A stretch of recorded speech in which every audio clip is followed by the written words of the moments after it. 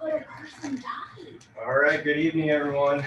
By the way, if you know anybody that works at Kenmore Cabinets, make sure they're okay because there was a shooting there today. And that was all over the news. So I hope everyone's okay. I hope so too. But we're going to go ahead and jump in. Chapter 4, we're doing ownership rights and limitations. Yeah. Our learning objectives for the evening. We will identify the limitations on ownership rights that are imposed by governmental powers. We'll define each of the types of freehold estates and the rights and limitations each conveys.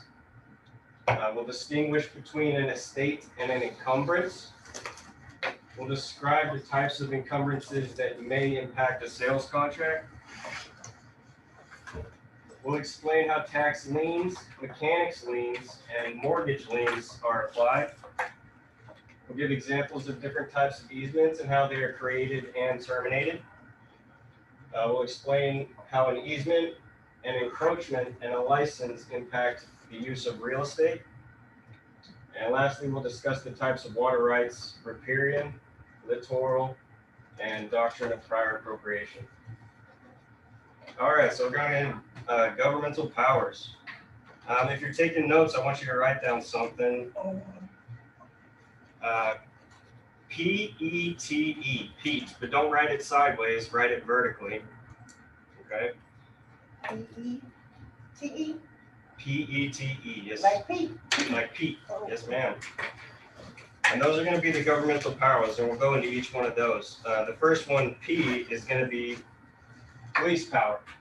It's the state's authority to enact non-discriminatory legislation to preserve order, to protect the public health and safety, and to promote the general welfare of its citizens.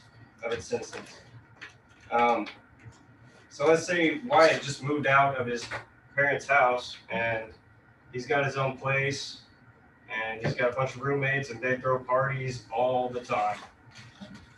And then we have Travis over here, who lives next to him, and he ends up calls the cops on him because he's throwing parties all the time. And now Travis has that right because your parties were encroaching on his enjoyment of his property, his welfare. But also Wyatt has the right to party as long as it doesn't encroach on other people's living, if that makes sense. Party to a limit. Party to a limit, yeah. Try not to get the cops called on you. Let's go ahead and fill out the rest of P now, and we'll go into more Pete now, and we'll go into more detail in a little bit. The E for Pete is eminent domains. That's E-M-I-N-E-N-T. Eminent domain. Spell it again. E-M-I-N-E-N-T, and then domain.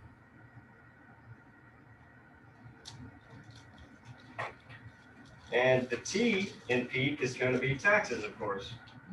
That's a big governmental power. And the last one is cheat, which we'll go over that as well. That's E-S-C-H-E-A-T. It's cheat. Yeah, a little bit.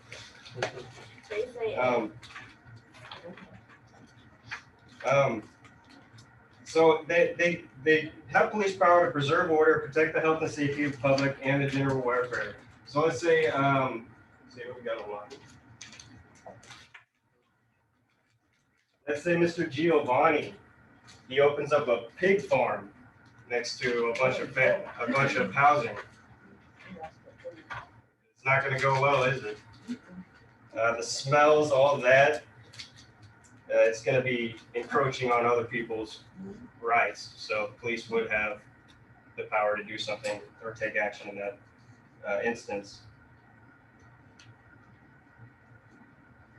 But what if, let's say if a neighbor won't mow their lawn and it's a nuisance to other people in that area, Does that require governmental interference? Yes, because they can attract rodents and snakes. Okay, Vita says yes. What about you, Wyatt? Yeah, I think so too. You think so? Ms. Davenport? I'm sorry, I'm sorry, what was the question? Let's say a neighbor, they won't mow their lawn and it's a nuisance to everyone in the area. Does that require governmental interference?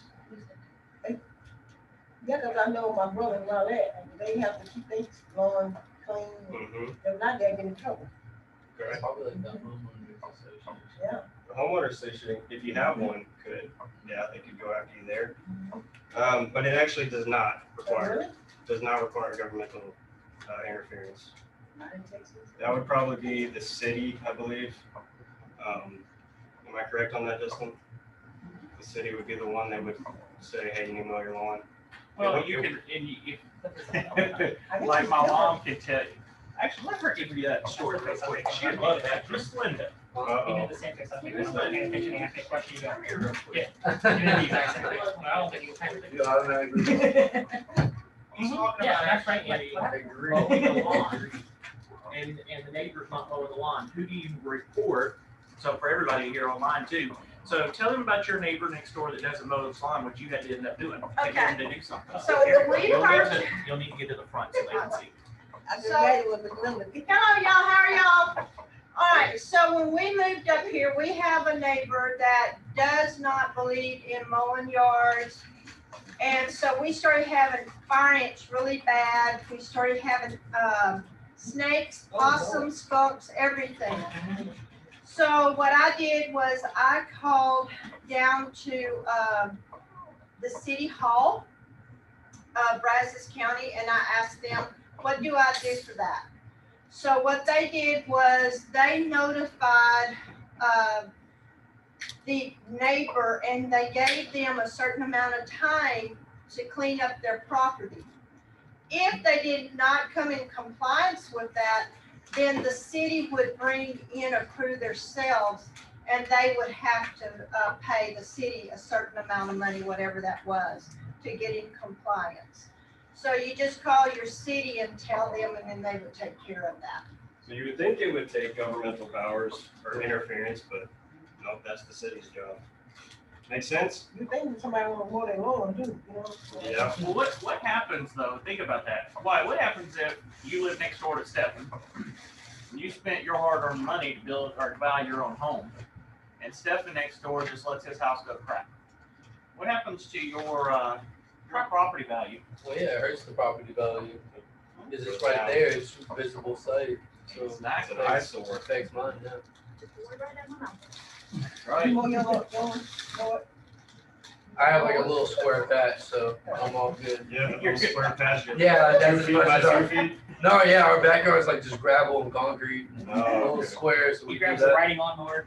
He doesn't even need that. He can just take a weed eater and. But it's kind of just step on it enough, it doesn't grow. Oh, step on it. Yeah, that could work. All right, moving on. Eminent domain, that's the E in Pete. Eminent domain is the government's right to acquire privately owned real estate for a public or economically beneficial use through either condemnation, which is a process that begins with a judicial and an administrative proceeding, or with just compensation, which will be paid to the property owner. A good example is when Walmart got started, they got big very, very quickly because they used eminent domain, but they're not a government power. So how would they be able to do that? Well, as long as they can prove that it's economically beneficial for the community and money, of course, then they can get the land. But of course, the judge will say you need to go to these property owners and offer them just compensation first.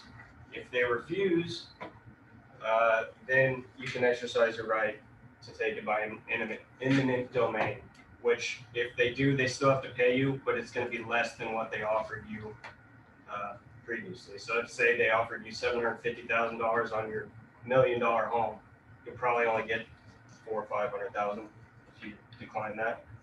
That actually just happened to my mom's neighbor. Oh, they got. So, the city offered to pay her for a portion of her land. They were gonna build a street through her yard, Mhm. and she declined. And they built it anyway, so she didn't get compensation. But her other neighbor took the payment, and they built the street there. And that's how they do it. And so Walmart took advantage of that, saying, you know, some people in this area, they can't get medicine or supplies or food and stuff. And that's one of the reasons why they got big so quickly, is they utilized eminent domain. They took over business spaces, property, like They took over residential housing. they spread so fast. Yep. And now they're the superpower that they are now.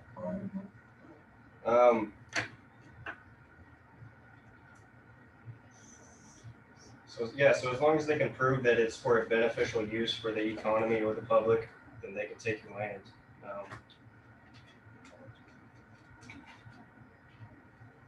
So the example that I used, would that be considered eminent domain? Yep. Okay. It sure would, because the government came and took the land to build something. Another good, And that would be public benefit, not economic benefit. yep, another good It's beneficial to have a street there. Another good example is in 2013, they were building a highway to Austin.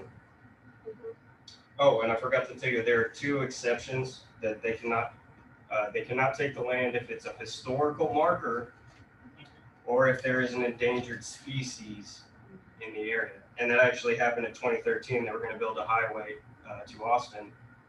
I forget from where, but while they were building, they uncovered some endangered spiders that they didn't expect. Yeah, spiders. And so they had to tear down what they had, and they had to go out a few miles around it. So, We would have been okay with that. well, yeah, spiders are everywhere. So it's okay if we miss some, right? But yeah, they had to tear it down and they had to go around it. So if it's a historical marker or if it's an endangered species, eminent domain does not work. And then they're also What's the other doing that to my brother, who lives out over there by Edge. And supposedly that's where the highway is gonna run, the one that is gonna go to, I think it's Dallas, Houston, and San Antonio. Mhm. Yeah, they're building it. Apparently, you can get to Houston from here to Houston way quicker when they finish building that. I think it's like 45 minutes. Justin was saying last time. That gentleman right there. Yeah, I took it's the I-80 expressway. It goes from, they're just extending 249 all the way out to Navasota. And my grandparents live in Magnolia, and I drove there the other day, and from kind of Plantersville area, on 5 all the way to, it's finished all the way to Tomball now. And so instead of taking all these back roads, I just took that freeway there, and from the turn where I turned onto it, usually from there to 1488 where my grandparents are, it's about 28, 30 minutes, and it was 6 minutes. 6 minutes. Yeah, it was just like 6 or 7 minutes. It was, yeah. Big cut down. And the reason they were able to do that is because it's for public use. Yeah. We can get there faster. We're more efficient. So we're taking this land to increase efficiency. Yeah. All right, everyone good on eminent domain? Any questions? All right, so that's the E and P, and now we're moving to the T. Taxation. Of course, they have the right to tax you. Taxation is a charge on real estate to raise funds to meet public needs. And then escheat occurs when the deceased has no will or lawful heirs. So if you die with no heirs or no will, your property will revert to the state, and that's what escheat stands for, and that's the E in Pete. So we filled out Pete.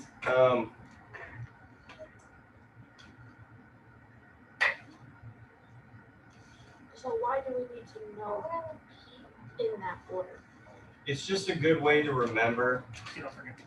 It's just a good way to remember if you because you will see governmental powers on the test.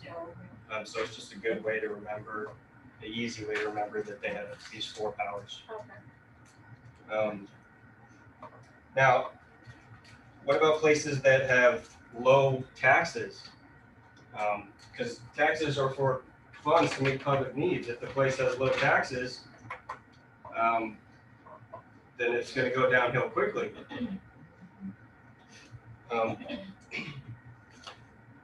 But that's the P, E, T, and E.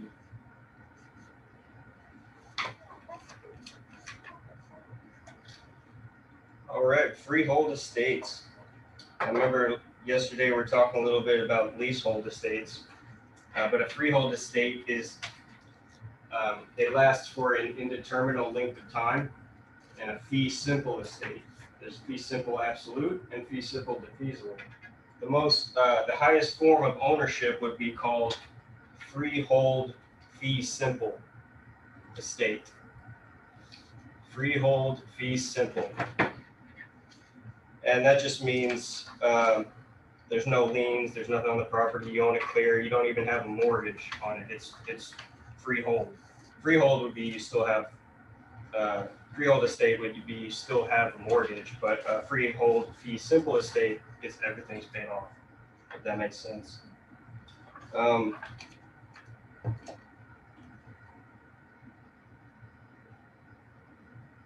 There's special limitation with the possibility of a reverter. So after their term, it will revert back to the owner after the term of the contract.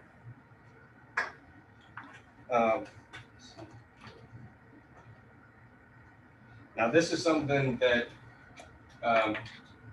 adults do for their children a lot. They'll say, fee simple, they'll say you can have this house. Let's say, Wyatt, you're partying too much and drinking too much and your parents want you to stop.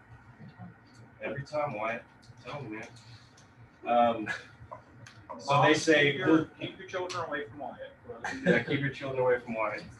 Hide your kids, Hide the wife. hide the wife. Hide the I'm a husband. babysitter. Not wife, right? Or husband. And your grandma. Okay, well, is that right? They'll be dating us. All ages. All ages, huh? All ages. But they'll say, son, I'll give you this house, but with conditions. Is if you don't drink and you don't party throughout your entire school, say 4 years or so, then you will get this house. It will be transferred to you and you own the house. If you do party and you do drink, then it's going to revert back to the parents. Parents are going to take it back. So it's just, people do use that. It's just a way for them to try and keep their kids in line, give them an incentive to stay in line. All right, so any questions here?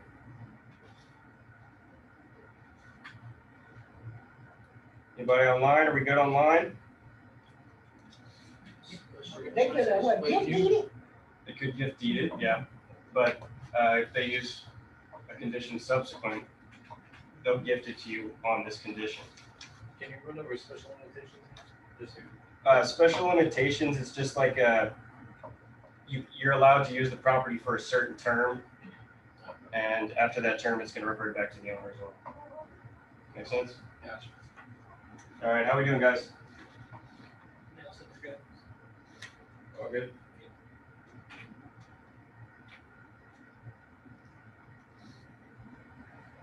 All right, more on freehold estates. A life estate. That's what a conventional life estate is an ordinary with a remainder or reversion.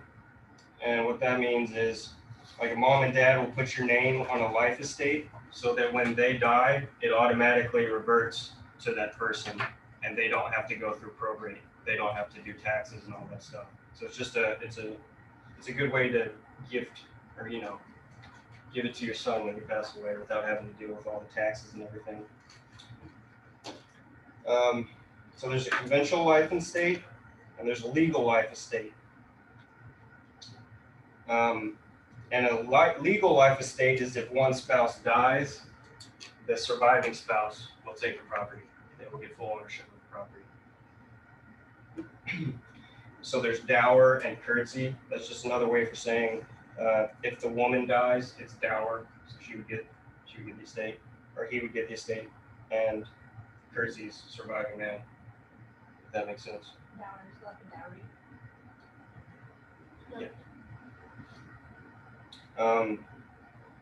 And then a homestead is the right to live in a property. Creditors cannot force the sale of your property because it's your homestead. So in a homestead, you can only have one active at a time. And we'll go into a little bit more about that here in a minute.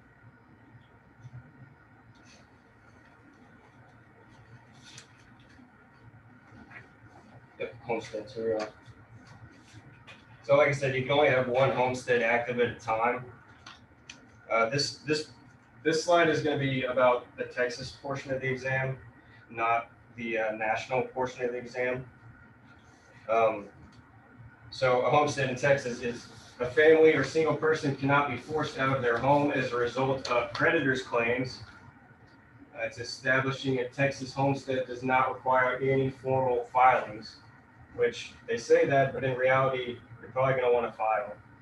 So at least the city knows this is your homestead. Selling a homestead may be done without fear of judgment creditors being awarded the equity because the law allows the family or single person up to 6 months to replace the homestead. So say you owe some money to some creditors and you want to sell your home, as long as you find a new home within 6 months, you won't have to pay the creditors. But if you are past 6 months, then they can come after your assets for their money. They want their money and they're gonna get it. But you can only have one homestead active at a time, and that it is protection from stuff like that. Any questions? You look like you want to ask something. No? No, I'm just trying to like, Not today, huh? Soak it in. yeah, that's my thinking face. Oh, thinking phase. Okay.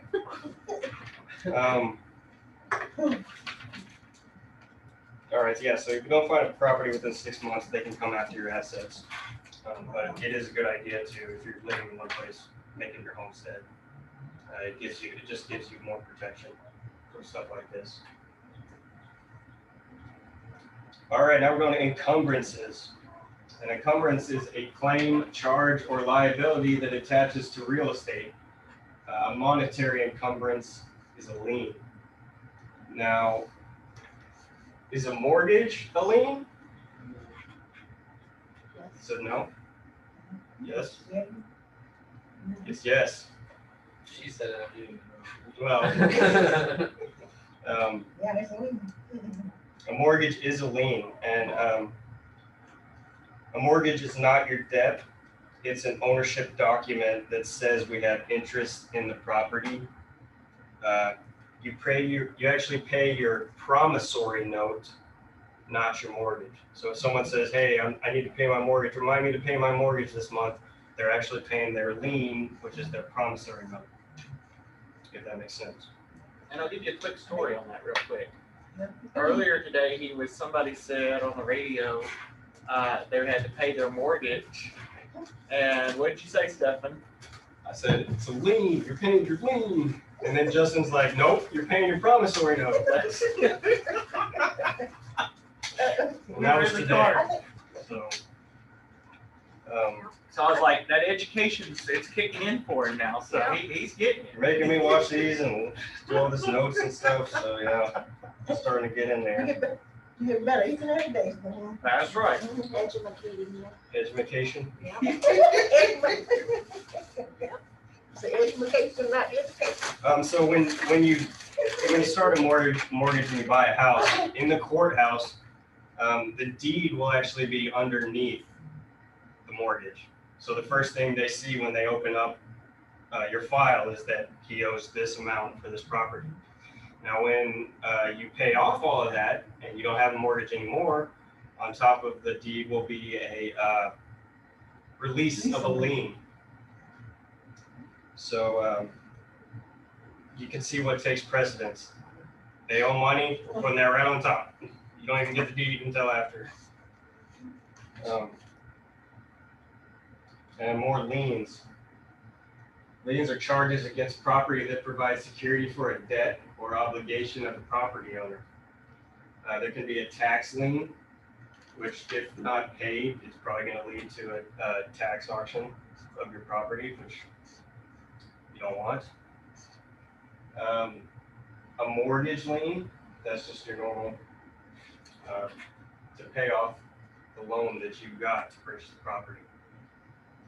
And that will have The interest. promissory note. Promissory note, correct. Promissory. Not lien, promissory note. Or a mechanic's lien. That's when someone comes to do work on your property and they don't get paid. They can actually put a lien on your property as well. What's an example of that? Example of mechanic's lien? I have an example. Uh-oh.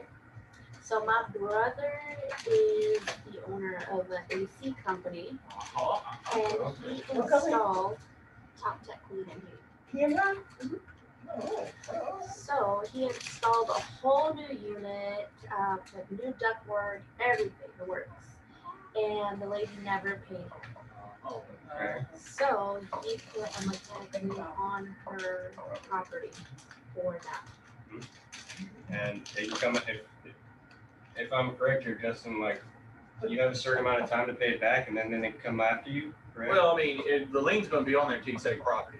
Until you If sell you your don't, if you sell your property, they're gonna get paid.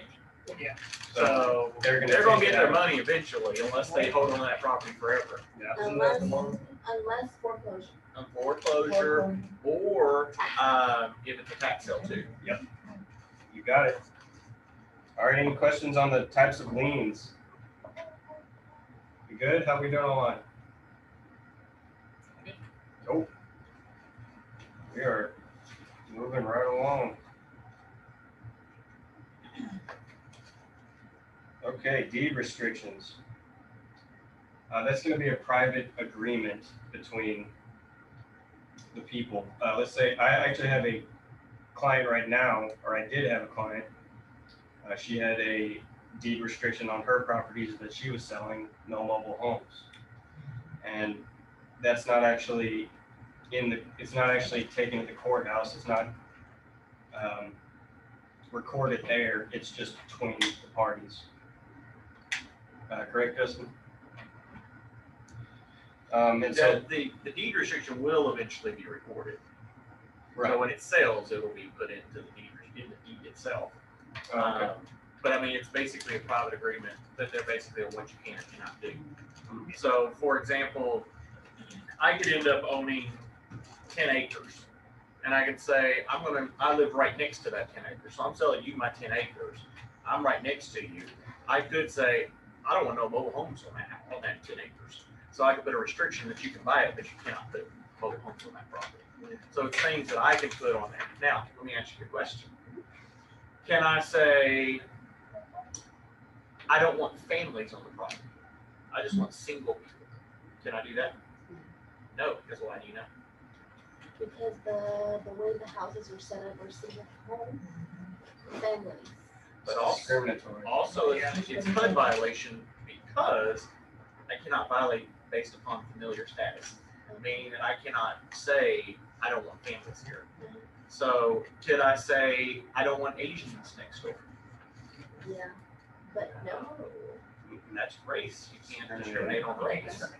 So, and we're gonna get to that to a point, but you have to be very careful with how you're gonna say it. Now, say I don't want, No felons. that is fine. That's okay, but it's very difficult to kind of get that in there. Which you might end up saying in some situations is you may just want it to be a higher end neighborhood. So you may end up saying that if you purchase this property, you have to build at least a 6,000 square foot home. Do you see what I'm saying? That's a big home. That's a big home. So the everyday person is not going to be able to build a house there. So you could kind of weed out that away by using financial stuff. You see what I'm saying? So little things like that can be put in deed restrictions. If you see what I'm saying? So, or joining the HOA. You have to join the HOA. And one that I dealt with was you had to join the country club. So you had to join the HOA and the country club. Oh, goodness. Yes, it was. The country club was, I think, almost $1,000 a month. Is that Paramount? Jesus. No, it was in Montgomery County. So very, very expensive. So that's where Travis lives. Is it worth it? That was my house. Y'all have country clubs still? Huh? Oh yeah, there's still country clubs Yeah. and all here. We have 2 here, I believe, in town. Is it worth the money? Oh yeah. Every, I mean, Depends on if you you're get food, right? Drink. I mean, you don't have to live next to Wyatt. I mean, that's Yeah, that's a bonus. That's a bonus. Throwing those parties all the yeah, you're time. missing out on parties though. I'd be missing out on parties. I went to the country club in, what's it called? Traditions Country Club. Mhm. It is very nice. I know Traditions is nice. I've seen some of those houses. The food out there is awesome. And I really like the party. I wonder how much they charge you a month. It's a very nice bite. Very, very nice bite. I actually used to clean pools, and one of the houses I cleaned was in Traditions, and that house was insane. It was giant, and the pool was like 3 waterfalls going down, all kinds of stuff. I So believe that. they get fancy over there. But yeah, it's a covenant, condition, or restriction, a CC&R. They're private agreements that affect the use of land. Now, in easements, a lot of people will get these two mixed up, an easement and an encumbrance. On the test, you may get those mixed up.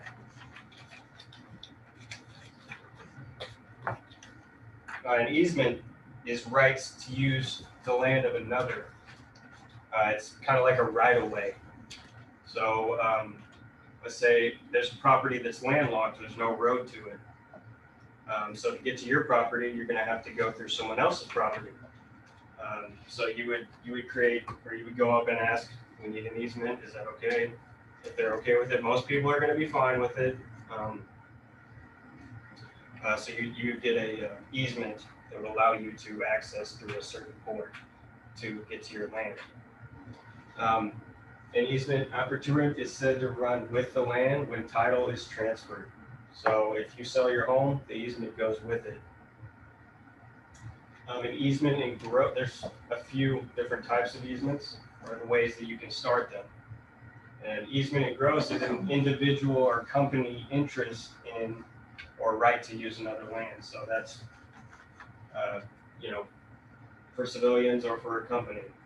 An easement by necessity arises when the land has no access to a street or public way. Like I said, you need that easement, otherwise how are you going to access your property? Or an easement by prescription, which that's acquired if the claimant has used the other's land for 10 to 20 years.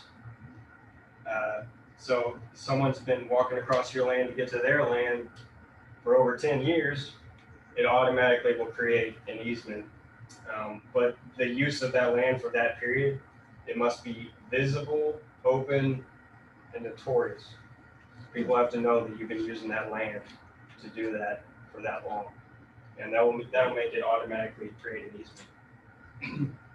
So an encumbrance is something that sticks to a title of land.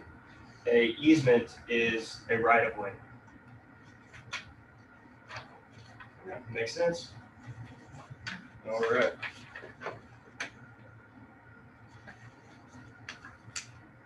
More on encumbrances. License.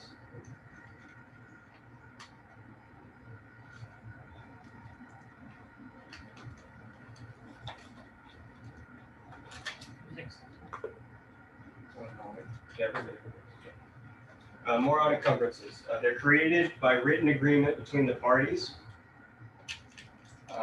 And there's certain ways that you can be terminated. It's like if the need no longer exists. So they say, I've been using your land to access my land, but they built a road. Now I don't need the easement anymore. So it'll terminate. The owner of either the dominant or servient tenements becomes the sole owner. Dominant and servient is just the dominant one would be the one that you have to cross to get to the servient property, if that makes sense, like the easement. You would have to cross through the dominant property to get to the servient property. But if the owner of either of those takes both ownership of both of them, then there's no need for a easement. So it'll be terminated. Another way is if the owner or servient tenement releases the right of the easement. We just decide to release it.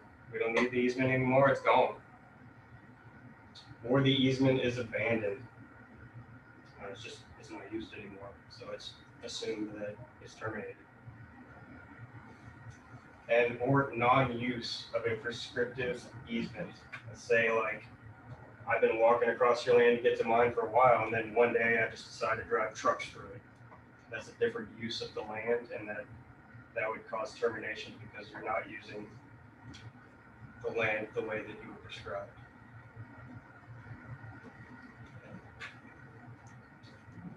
License.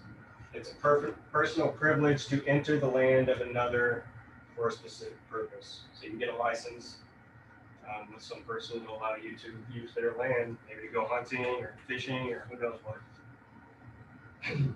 An encroachment. That occurs when all or part of the structure illegally intrudes on the land of another or beyond legal building lines. So if somebody puts up something on their property that's a little bit out of their property into your property, that would be an encroachment. They're encroaching on my land. And in that case, you can have said thing tear down or tell them to tear it down because it's encroaching on your land and your use and rights of property, if you want it. If it's just like a foot or something and it doesn't bother you, you can just leave it. It doesn't really matter. But you do have the right to tell them to tear it down because it's on your property. All right, now we're getting to water rights. Also, if you're taking notes here, I want you to write this down. It'll help you remember the two different types.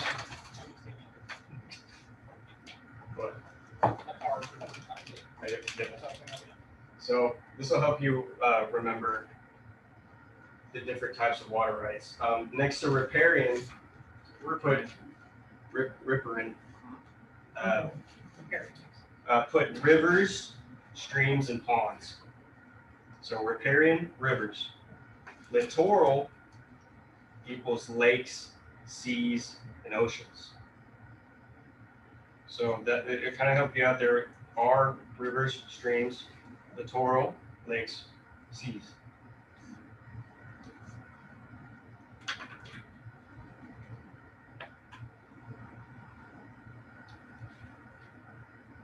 More on water rights.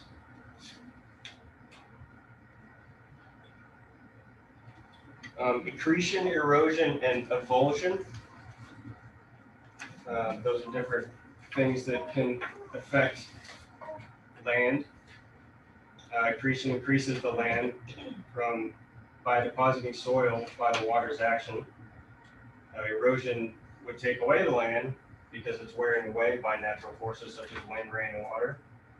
And avulsion is the sudden removal of soil by an act of nature, like an earthquake or a mudslide or a sinkhole.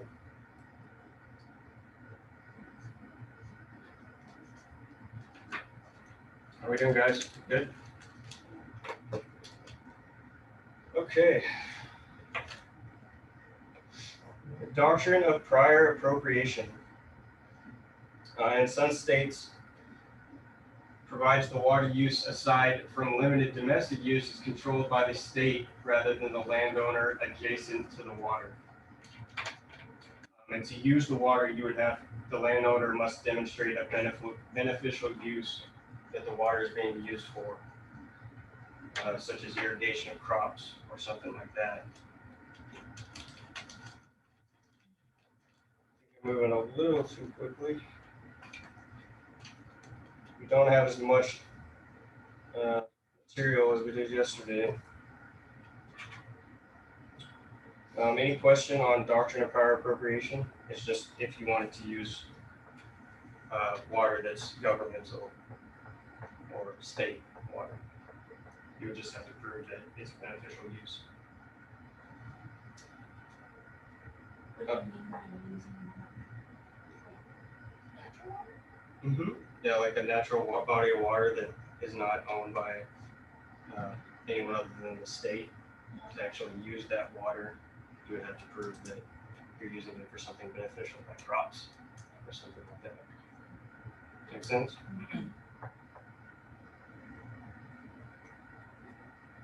Mineral rights. We talked about this in earlier in a different class. Remember, above the ground is air rights, below the ground mineral rights. And if you wanted to keep your mineral rights, you would have to use a promulgated form, which is standardized, remember, standardized. And it's the addendum for reservation of oil, gas, and other minerals. We won't go into much detail on that. It's just a form. If they want to keep their mineral rights, they would use this form. How many more slides you got, Mr. Grossman? One. Okay, then Mr. Grossman, you're gonna have to pull that up to be able to go into that in detail. Yeah. It's not fair to the people. Yeah, I moved a little quickly. We can go back over some stuff. Federal and state law may require certain environmental disclosures like asbestos and lead-based paint. That's a big one. If you're taking notes, lead-based paint, anything before 1978, January 1st, 1978, you must give a lead-based paint disclosure. Because they stopped using lead-based paint after that. But an example would be, Justin told me a story once of this little boy who would go and he would grab the paint off the walls and he'd be eating it. And the mom thought that the babysitter was poisoning her son, but it turned out he had been eating the lead-based paint. And the boy actually passed away. And when he did, they found very, very high levels of lead in his system. Because lead, it actually has a sweet taste. So the kid just kept eating it, and she thought that her babysitter was trying to poison her son, but no, he was just eating lead-based paint.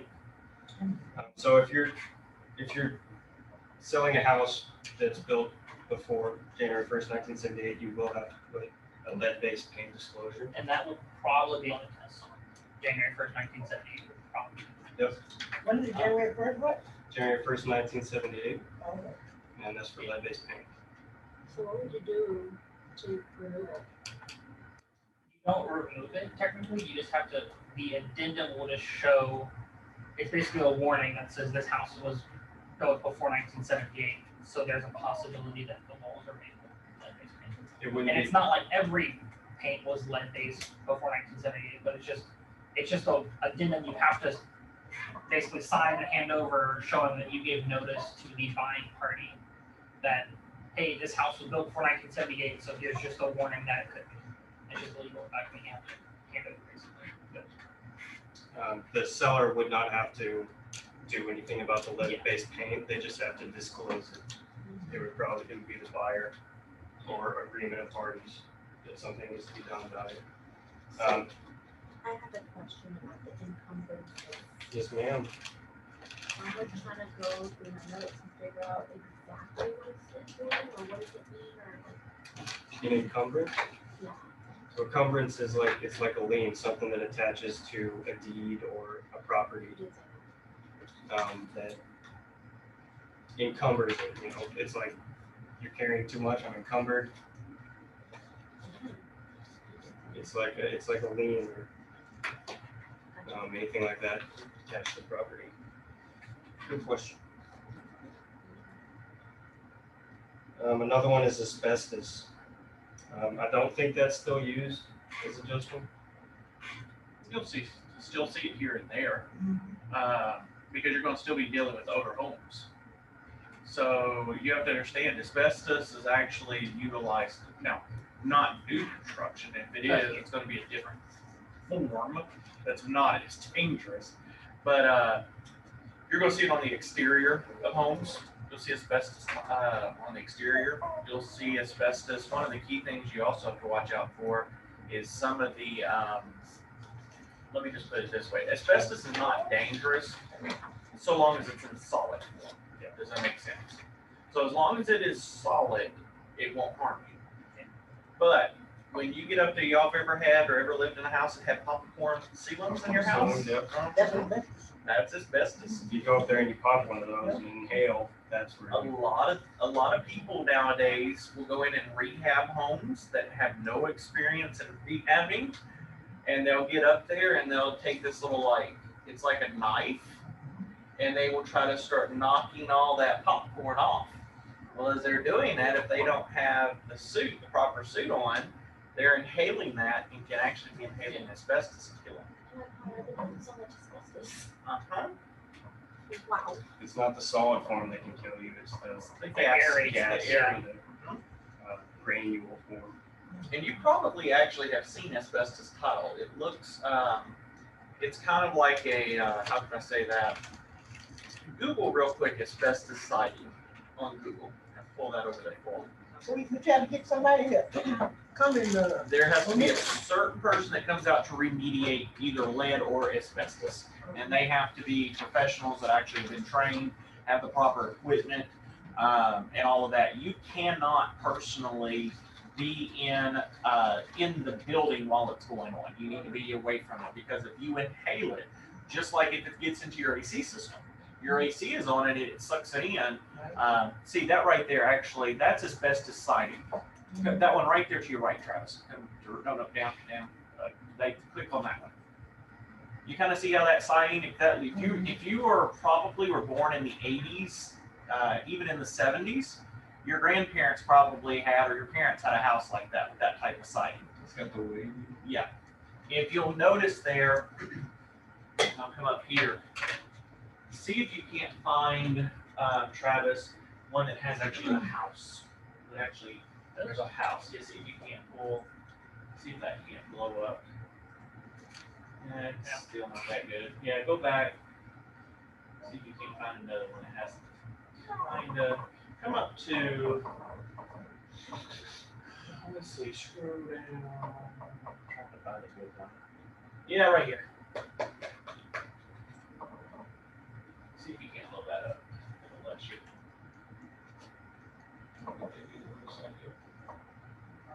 Right there. And it will let you blow it, picture up now. Okay. Well, right there you can kind of see, this is asbestos, is what it is. And it's basically, it's kind of hard to show you and all, but it's kind of just basically, they look like wood. You see how this over here looks like it's wood tile? That hardy plank, some hardy plank looks like it. Well, asbestos is an odor. So if you see it like it, they do kind of create this in some in hardy plank.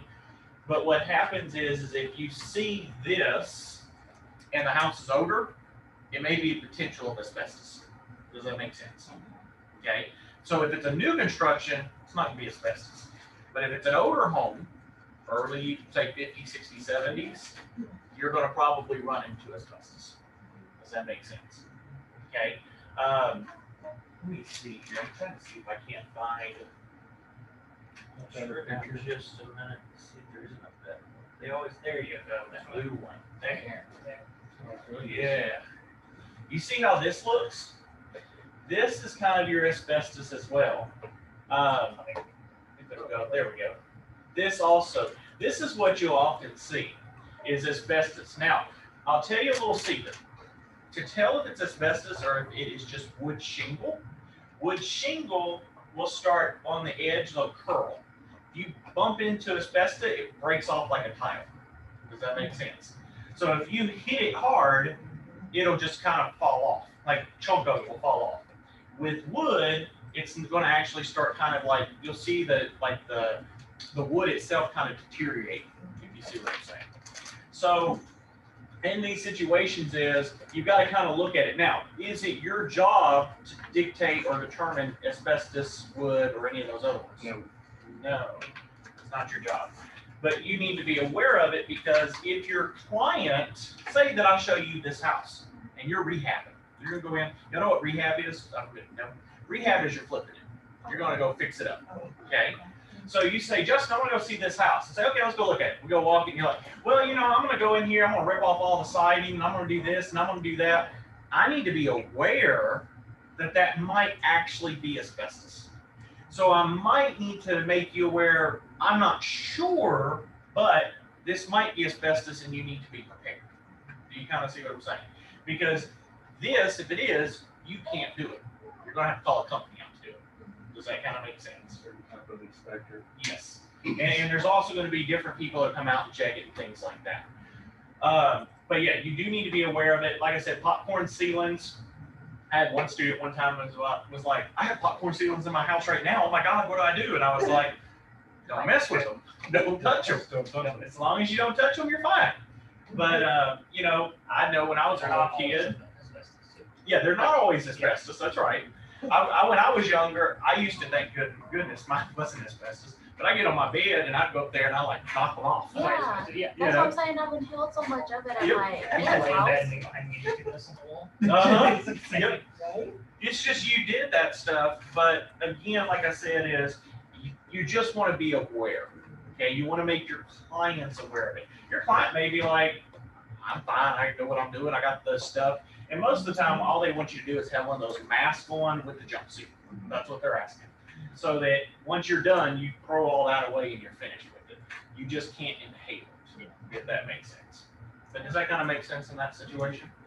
All right, keep on going, sir. Thank you. So, back to one of the slides from earlier, Mm-hmm. where it's estate and land, where it's the fee simple estate. So underneath it, it says, absolute and diffusible.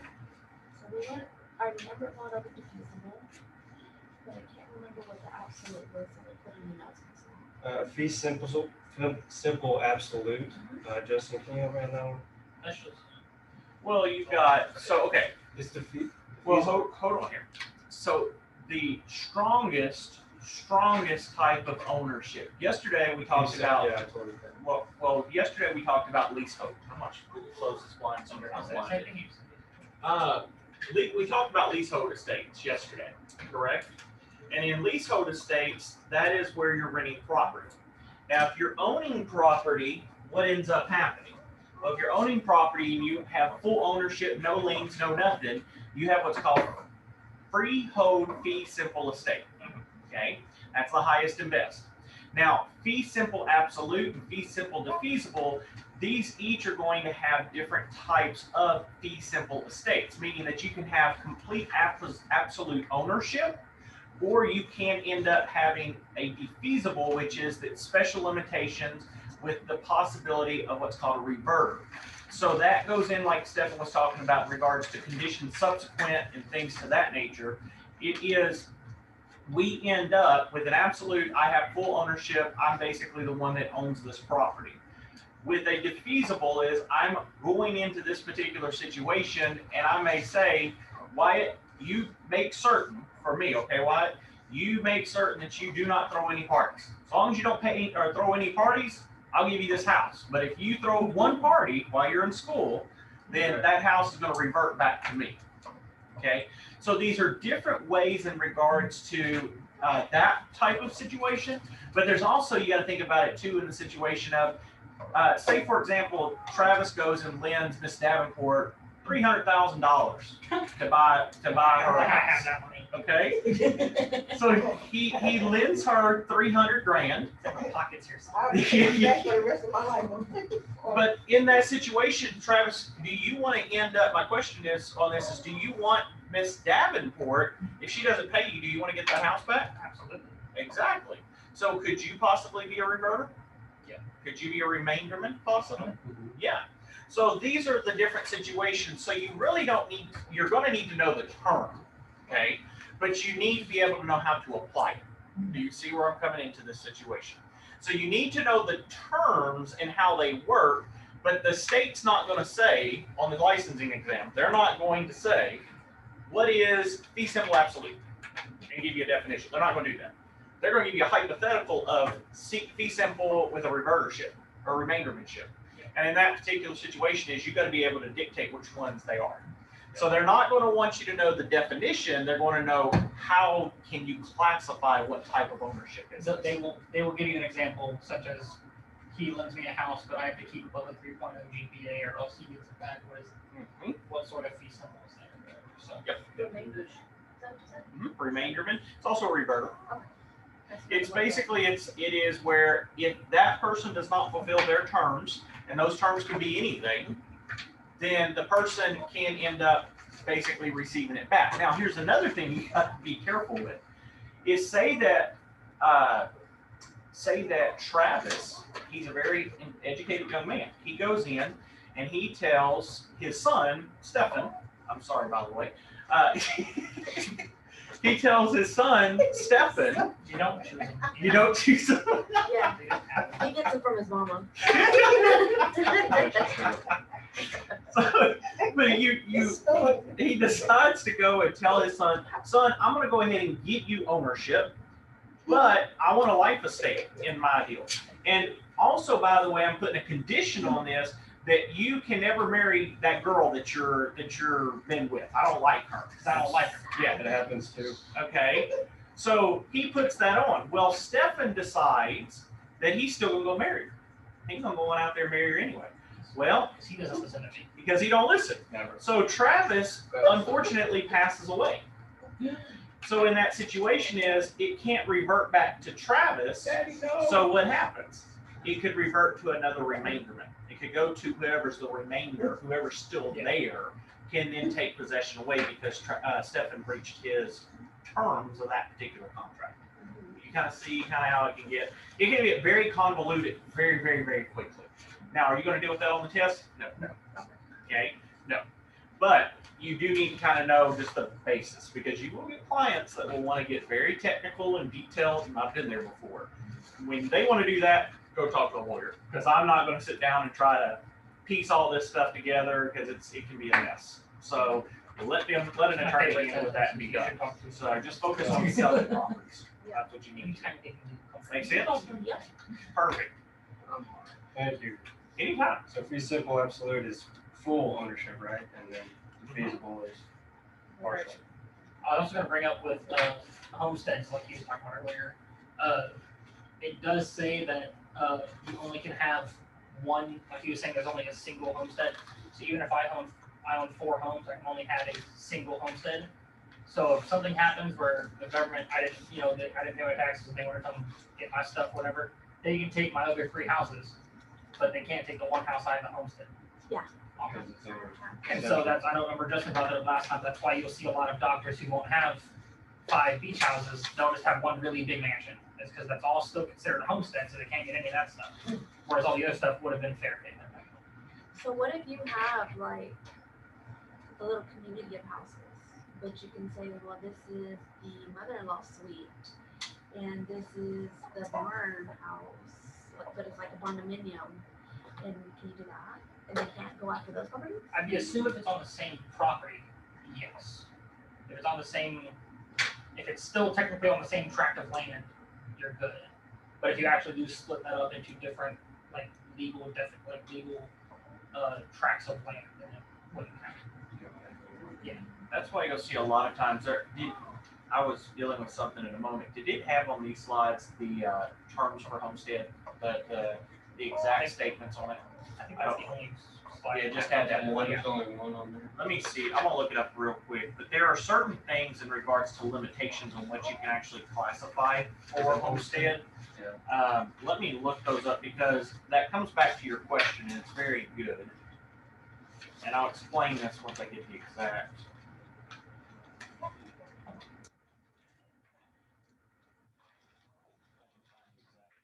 Get y'all the correct one. Okay, so here we go.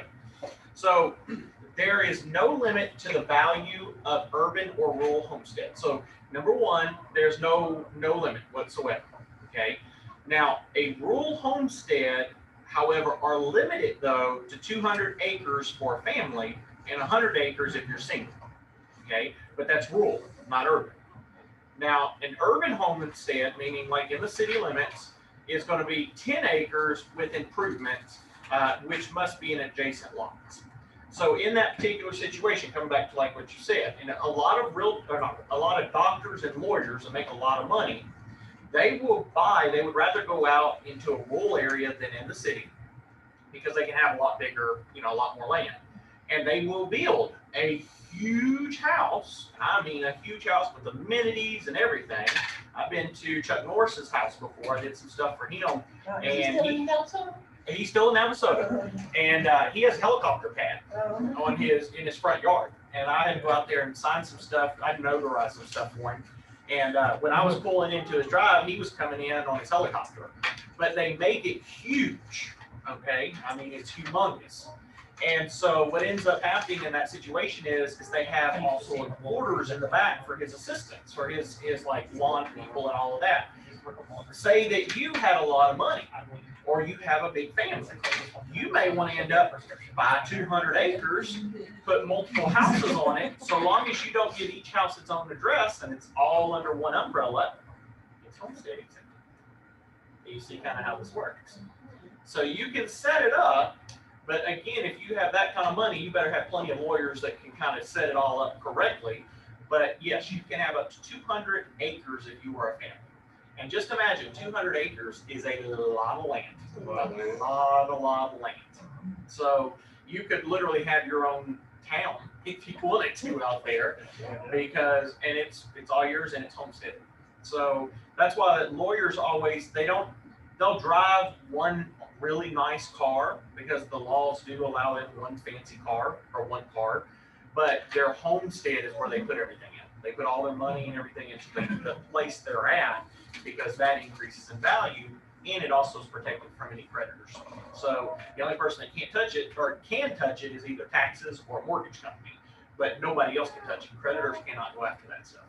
So say that you're a lawyer and you got this big old mansion, and I lent you $100,000 for unsecured debt just because you have great credit and you stop paying me. I can't go take your house from you because it's homesteaded. So all I can try to do is go get a judgment or something else, but I can't do anything else with it. I'm pretty much, your home is secure. It's got like a little cover around it, and I can't pierce it. But if you have two, you can take the other one. Yeah, if you have two houses, then I can touch them. But oftentimes people are very smart, and realtors do this and brokers do this too. They'll have a very nice, big, fancy house that they live in, and then they'll have a shack down in Galveston or where's that other place? Rockport.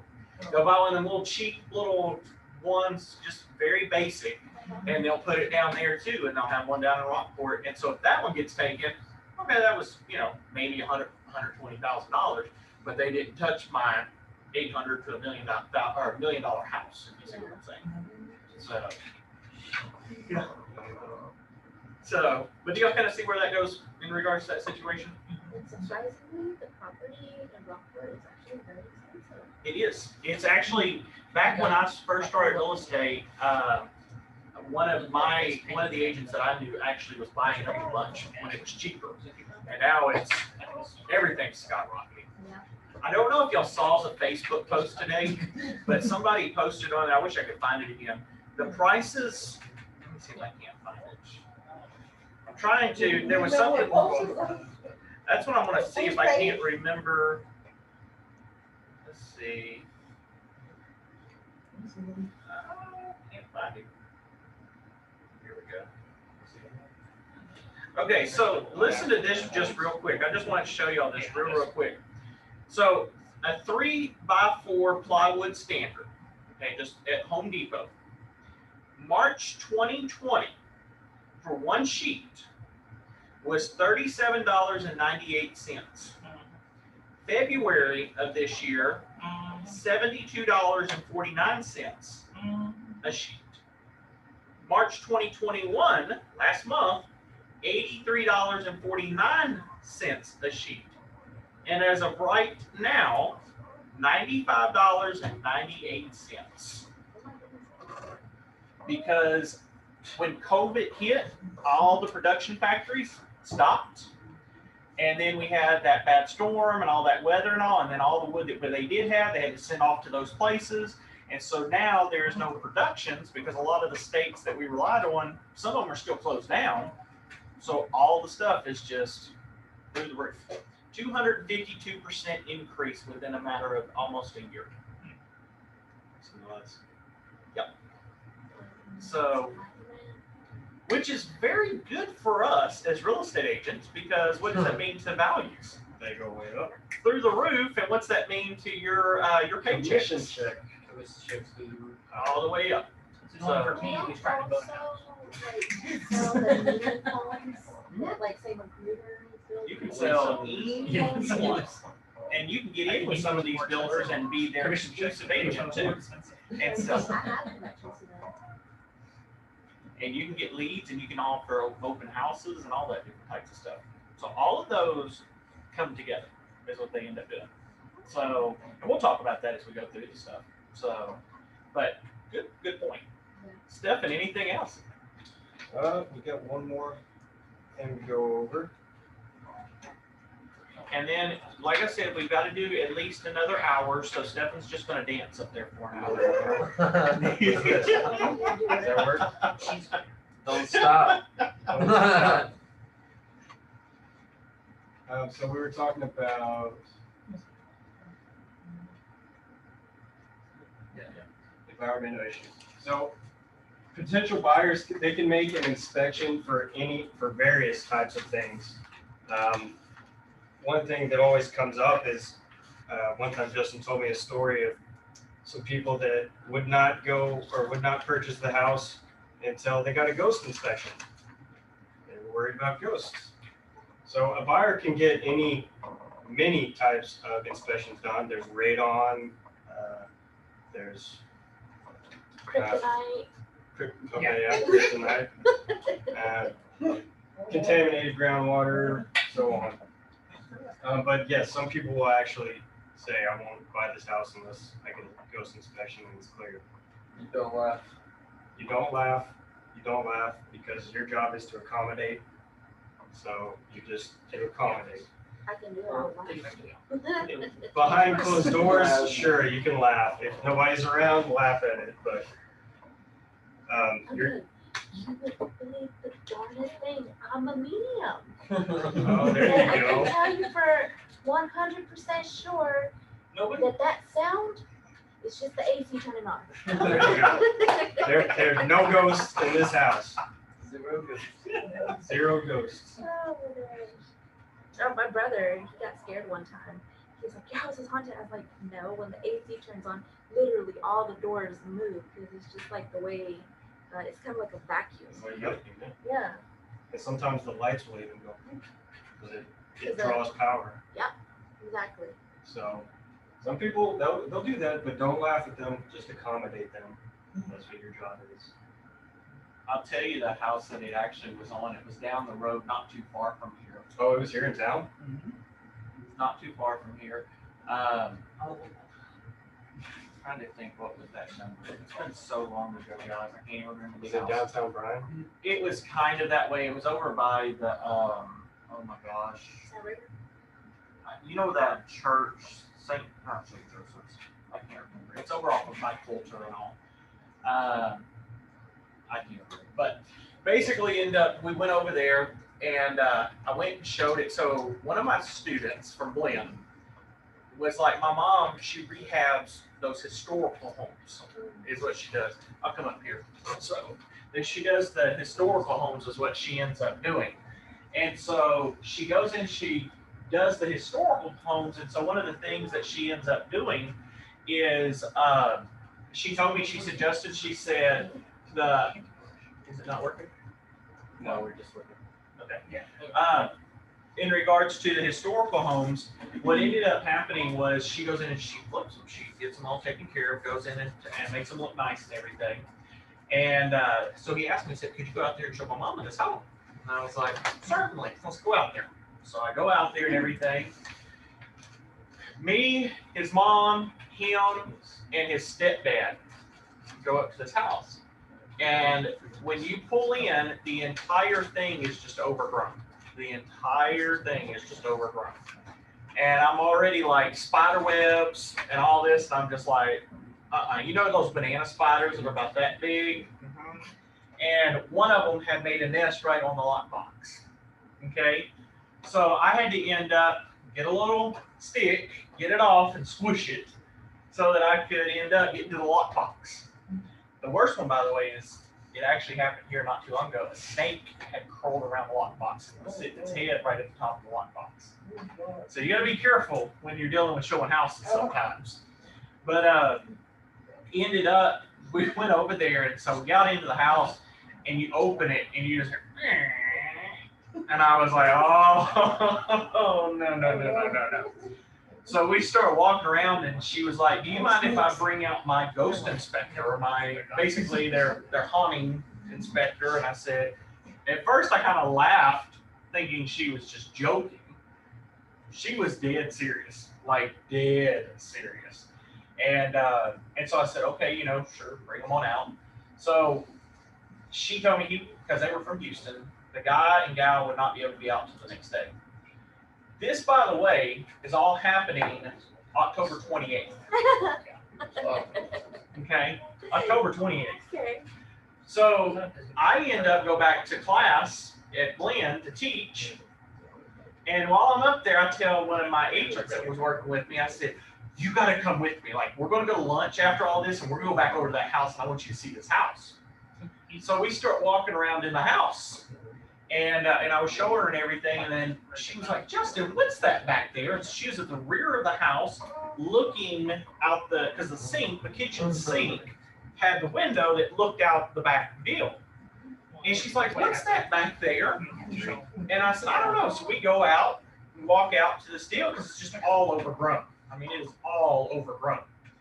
And so we walk on back there and everything. And I'm like, what in the world? There's like a little bench. And then there's like just all this grass and all. So we start moving stuff, and it's like a little cemetery. So we move, and there was a guy's tombstone right here to the right, a woman's tombstone here. We start kind of like, this is creepy. So we start walking a little bit more back in here, and there was a tree that was built over, like it was just all. So we start moving it, and there was a baby's tombstone that was there. And so so I'm over here like, so we start kind of getting ready to walk out. She's like, what's that? She moves, and it had like a little deal, like the little dog symbol on it. And so we get back to the car. Understand, there's no dogs, no nothing around. We get back to the car, and she's like, I got something on my foot. She looked up, and there was dog on her foot, but there was no dogs. I said, we're never coming back out to this place ever again, like never. But it is not, literally, you take 29th, go down, it's Culture over there, and then there's, I can't remember there's a Mexican restaurant over there that has great elote. I can't remember, Ras Pasas? Yep, it's kind of, that school that's kind of catty corner to it? Yeah, yep, back behind that area is where it's at. And I was like, ever since then, I never made fun of ghosts. I was like, I don't know, there may be spirits, but I'm not touching it. But she, to this day, I could get her in here, and she still will tell you, I never ride with Justin to these places anymore. She's like, never, because I don't know where he's taking me. Yeah. But you will run into some that you just, like I have had clients that ended up, they'll walk into the place and they're like, I can feel a spirit here. And, they say that, you just kind of, you may be laughing and thinking, but I watched just like a video documentary, kind of sort of, a medium, and they were explaining these energies, and they say people usually misconstrue an entity with the negative energy there, and the reason it's negative energy is because there hasn't been any movement in that area. So it's not haunted, it's just uncomfortable because it's neutral. See, that's a good point. That's a good point. Yeah. See, there's a lot of them that you will deal with. Like, I could tell you stories and stories and stories, but I mean, that one to this day has been, I drive by that house sometimes, and now, by the way, it's for rent. So I think it's $2,000 a month. So if y'all would like to rent it, it's now, somebody actually went in and redid it and fixed it all up. But it is for rent now. And they cleared out the cemetery too, so y'all can see the cemetery from the kitchen. So if you want to rent that, why it's only $2,000 a month, man. So. Where's your black card? Good. Yes. My house is just okay. It's just, Oh, yeah, no And problem. you know, I believe you because in that area, it is between Coulter and it's right there, so close to Glen. It's on the other side of Coulter. I want to say it's probably 24th Street. uh-huh. And my husband's family used to live there, and they sold the house. And the people that now live there that bought the house from my husband is actually my nephew's girlfriend. And so he told me to ask her because he experienced all the ghosts and stuff there. And he told me to ask my nephew's girlfriend, hey, is that house haunted? And she looked at me dead serious. She's like, you've never been in my house. How do you know that? It is, y'all, like, Yeah. it is, there's so many, I want to just see if I can't find it real quick. Travis, I'm gonna sit down for a minute, see if I can pull it. Real, I'm sorry, guys and gals, but I want y'all to see this. I really do want y'all to see this. So is it safe when you are showing how long that you take it? I mean, you always want to try to take the best, to protect yourself as best as possible. Right. Especially out in the woods. In the woods, definitely. We actually just changed up our platform. We now, thanks to Mr. Travis here, we created a safety app and all, or the app's been done, and it's been working very well because it tells us where our agents are and all of that. It works out great. There's an SOS button and all that stuff on there. That's so cool. Oh, really? It'll call the cops as soon as you hit it, or. Oh, really? Okay. Yeah, I was wondering about that. What if I could show somebody out in the woods house? well, in my office, I won't let you go by yourself. I have a policy of 2 people. Now, it doesn't have to be 2 agents, but it's got to be 2 people. Just because of the fact is that, Safety in numbers. you never know. And I have one lady that she drives all over anywhere. I mean, anywhere. And I tell her all the time, I'm like, I just don't like you driving by yourself. I just don't feel comfortable. But there are some people that's what they want to do. So are you a mobile notary also? Well, what kind of hat don't you wear? If it ends in license, I always tell, if it ends in license or certificate, he has it. Yeah. He's got them all of them. Really? Everything that you could possibly think of, I've got it. You got it. Because I've considered getting a mobile notary license because my job pays $85 per signature. As mobile notary. Not bad. Yeah, it's not because you can go to somewhere around here. Like if you go somewhere, they'll charge you $5 for it. But because you're mobile and you're driving to them, then You can upcharge. It's not bad if you were to do several a day. and if it's an emergency, like they say I need you there like in the next hour or so, then they'll charge them like $160. Upcharge it even more. And Yeah. we pay it So like, too. whenever we go. Oh, they'll pay it. And Justin's got pretty much every license. He's obsessed with knowledge, just wants. Yeah, I'll blame you because life is warranty. The best thing you can do is Everywhere. try to All of us change drive it. the showings and stuff like that. There you go. Yeah. Because I was stay at home mom for over 2 Everybody years and can use every day I was learning something. I wasn't going to school, I was learning something. new. So I have Yeah. to Very let you in on Yeah. stuff. I never know where to use it. My favorite part is that if you go to safety. I'm trying to find that deal real quick, but I can't find it. So I'm trying to look at where's Realtor at. I'm trying to find, they never get these as far as they're very simple. Okay. I got it. I did it. I got it. I wanted it. So did you make that? No, we were searching through a bunch of stuff to find, but this is just one that we came up with that. Gosh, and basically you can turn on your location. And that Here it works for is. Android and Here it is. Like I turn on. All right, location sorry it settings. took me for a minute, guys. And This but is really it. When we go on showings. This is the house. oh, Start it and so it's not Doesn't that always. look- yeah, Does that you look can turn it pretty? on, which is what I. That the house? That's the house. So it was like conjuring. That's what I'm There's doing. an SOS button. That is- It'll notify That's everybody the in this house. group. Yeah. Okay, so Plus, it'll call right the cops and I think here. it starts recording on Okay, your phone. so this is the front of the So, like, house.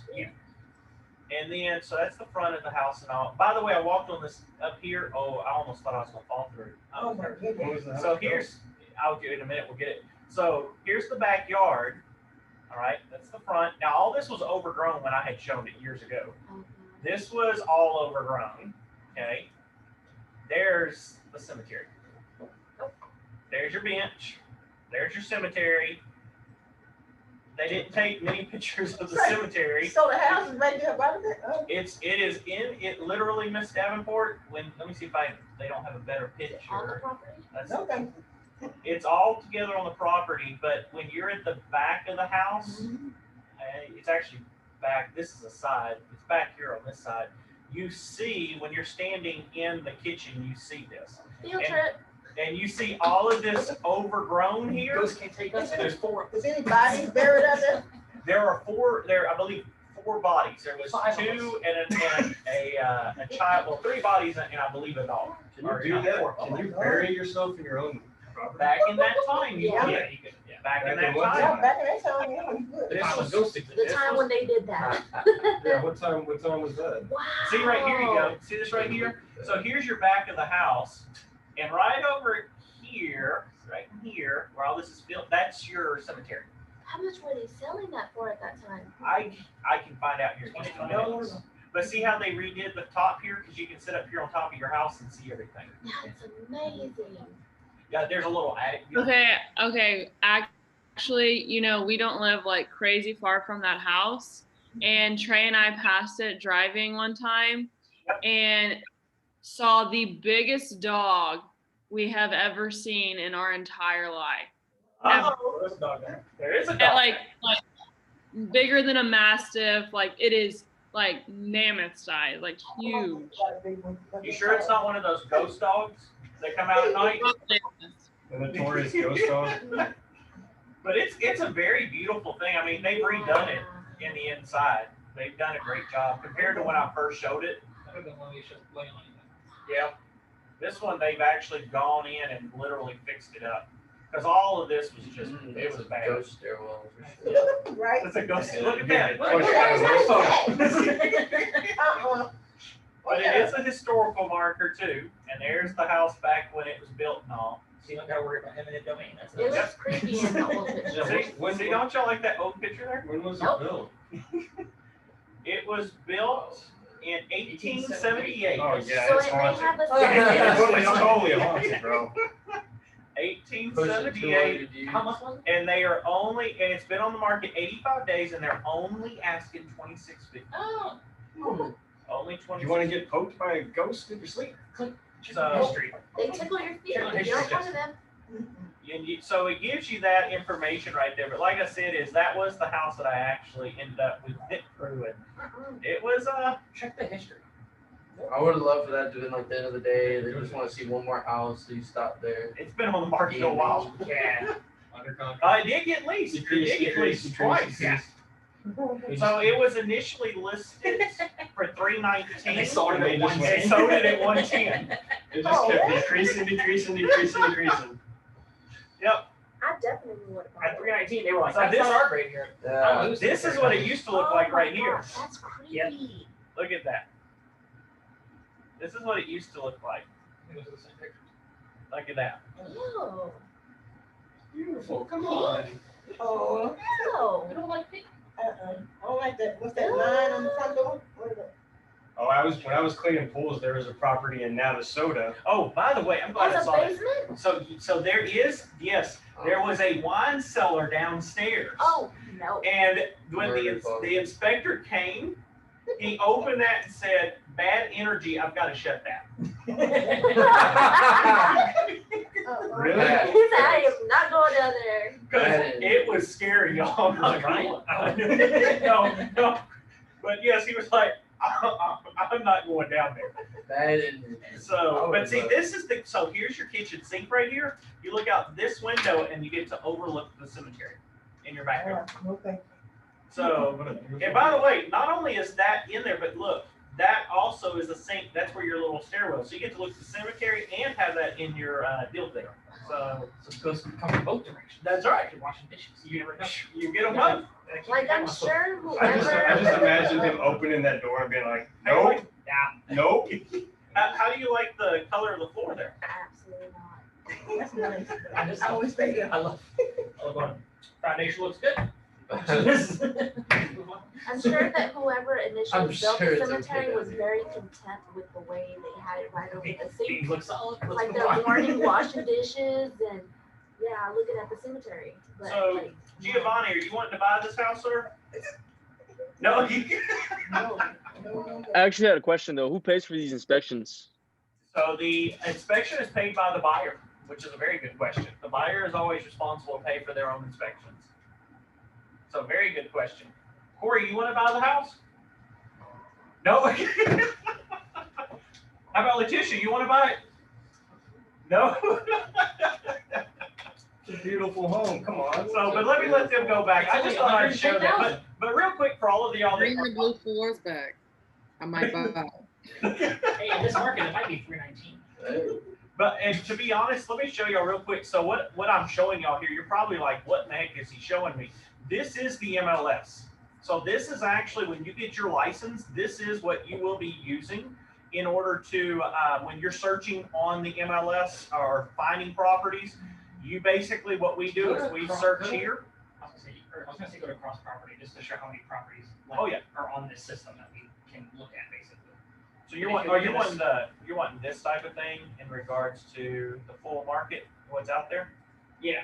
So right So now, at the bottom of cross property, it'll have like the total search results. That's what I was thinking of. oh, you want to go search Why is cross it so low right properties, now, quick, But even still, right like, here. yeah. So right now, what he's telling you is currently there's 2,431 properties that we currently have listed in our MLS, which is actually very low. It usually just says 5,000 and then a plus symbol. Yes, we are in demand for property. So if anybody knows, and I'm not just saying for me, I'm just saying if your parents or anybody has property and want to sell, this is your time, because I'll show you one more thing real quick, and y'all can do this as well on your end.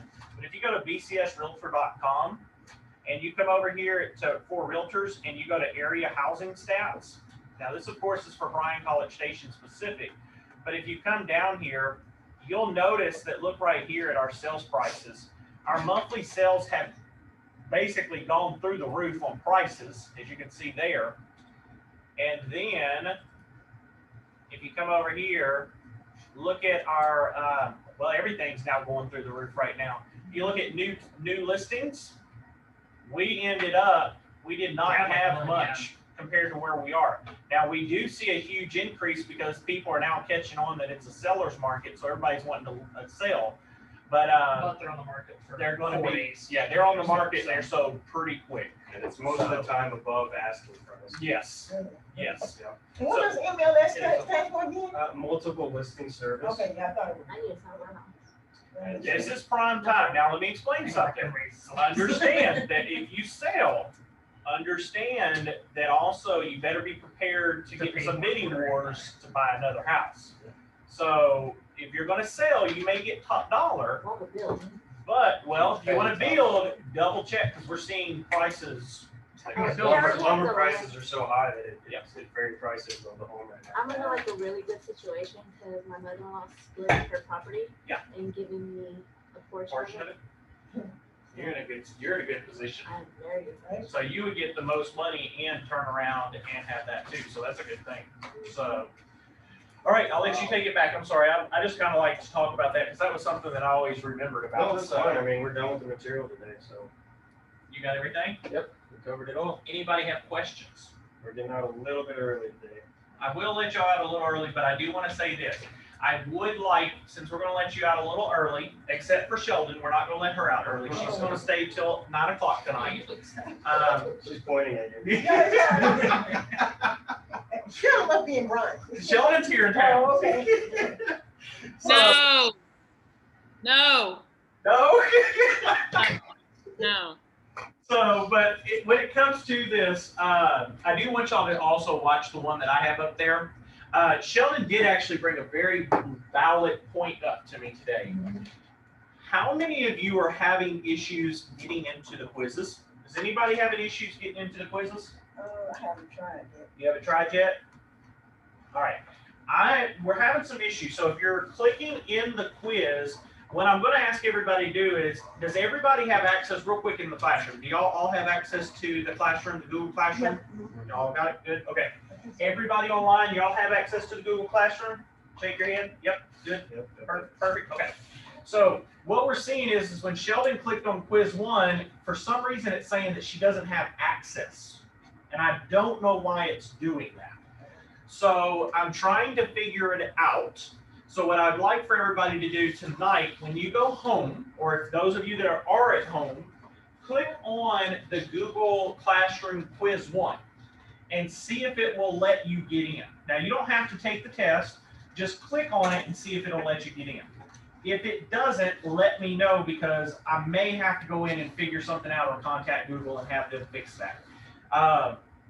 But if it works for everybody else and it's just Sheldon, she's normally my problem child. Then I get a free 100 on all of them. No. I figured out the solution. What we're going to do is we're going to take the average of Corey's, Giovanni's, and Letitia's, McKenna's, and everybody else, and then divide it by how many that is, and then start track the 100, and that's what we'll give you. No. No. No. No. So, but no, look, if y'all can help me on that, that'd be perfect. Also check that stuff, keep in there, get your assignments done, work on those for me. And then Mr. Grossman, this is your class, and so I'm gonna step away and let you take it, sir. So we're done for the day. Y'all get out a little early. Like Justin said, please see if you can get in that and just let us know if you cannot. And again, if you'll end up finding any questions, I know sometimes it's harder when you're in class, but stuff doesn't come in your head. I have a question separate of class, but I can email my question in. Okay, yeah, that's fine. That works too, yeah. Mine says I need access too for the quiz. I just checked. Okay, so it must be something going on. McKenna Yeah. can't get in, yeah. So Justin's messed up. Man, every time. Oof, dropping the ball, Justin. So I'll have to work, I will work on that, ladies and gentlemen, and I will try to have that fixed tomorrow before class. So, But other than that, we are done for the night, and we will see you all tomorrow. We're almost halfway through. Tomorrow, it's halfway. We'll be halfway through. You're on a roll. Of this class, you still have more. But I thought you were done. I have a question. what's that?